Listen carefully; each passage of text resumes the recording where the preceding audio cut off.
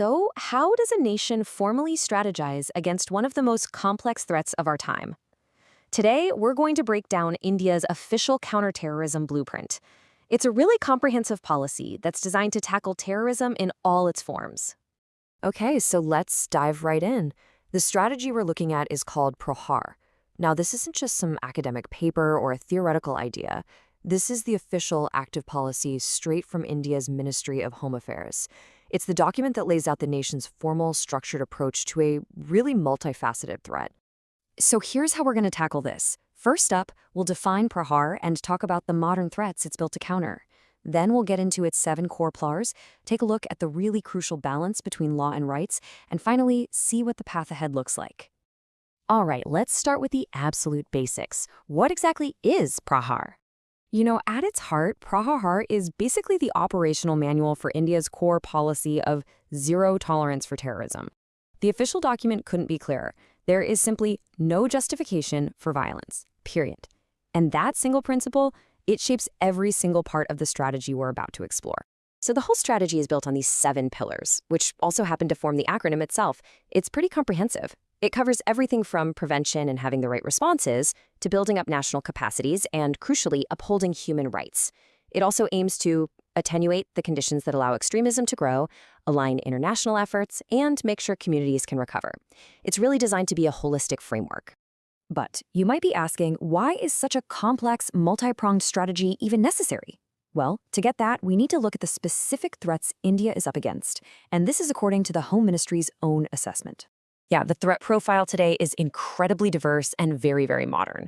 The document points to the whole spectrum from state-sponsored terrorism and the influence of global groups like Al-Qaeda and ISIS to some really new-age challenges. We're talking about drones being used for attacks, social media being weaponized for recruitment, and the huge difficulty of tracking bad actors on the dark web or through crypto wallets. And on top of all that, it even flags potential threats from chemical or biological agents and, of course, cyber attacks on critical infrastructure. The policy also puts a really heavy emphasis on a growing worry: the dangerous link between terrorism and organized crime.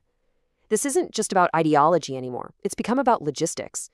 Terror groups are now leveraging criminal networks for all sorts of support, and that blurs the lines and makes the threat that much more complex for law enforcement to tackle. Okay, so with that complex picture in mind, how does PRAHAAR actually work on the ground? Let's break down those 7 pillars and see what they mean in practice. First, and you could argue most importantly, is prevention. The entire strategy is really geared towards being proactive. The goal is to stop attacks before they can ever even happen. So what does being proactive actually look like?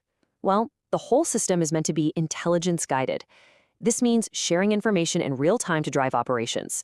Everything from shutting down malicious online activity to breaking up what they call overground worker support networks.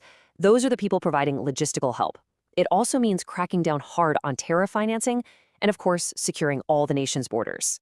But what if, despite everything, an attack does happen? What then? That brings us to the next 2 pillars, which are totally interlinked: having a swift response and aggregating the capacity to make that response effective. The response is designed as a layered system. Your local police are the first on the scene, and they're backed by specialized state forces. For major attacks, you have the elite National Security Guard, the NSG. The most crucial part here is coordination, but it doesn't stop there. Capacity building is huge.